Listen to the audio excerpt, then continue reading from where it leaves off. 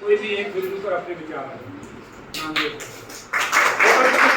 विचार रखेंगे सबसे आप, क्योंकि आप तो बोल नहीं रहे तो हमारी टीचर तो अपन लोग सब तो बोलेंगे। मंचासीन आदरणीय चौहान साहब, आदरणीय शिक्षक साथी, प्यारे बच्चों, आज का जो विषय है वह उमंग दिवस के ऊपर है।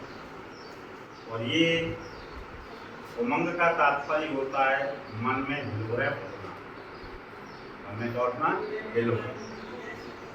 हम किसी भी चीज को देखते हैं तो उसके प्रति लालायत होते हैं कि हमारे अंदर की उमंग जागृत हो। कोई अच्छी चीज हमें दिखाई देती है तो हम उसके प्रति लालायत होने लगते हैं। तो ये उमंग उससे जुड़ा हुआ है।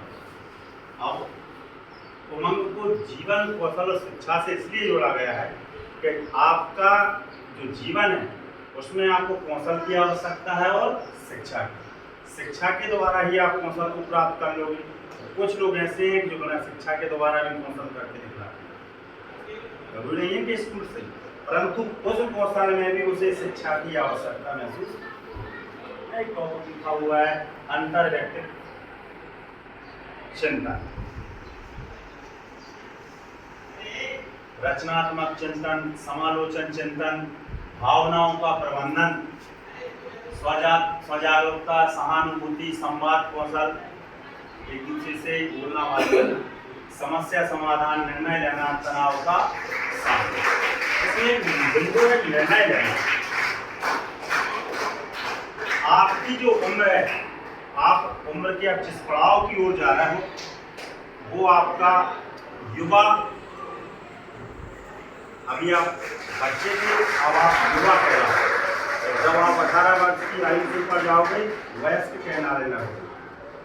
ये समय आपको निर्णय लेने का है कि आपको आपके जीवन में किस कार्य को किस कौशल से और किस शिक्षा से प्राप्त करके आगे बढ़ना है और कैसा निर्णय लेना है। इसी निर्णय को आप यदि सही ढंग से नहीं लेते तो आप बहक जाते हैं। उमंग जो मैंने शब्द कहा था, आपके मन में विभिन्न प्रकार की गतिविधियाँ चलती है, संचालित होती है।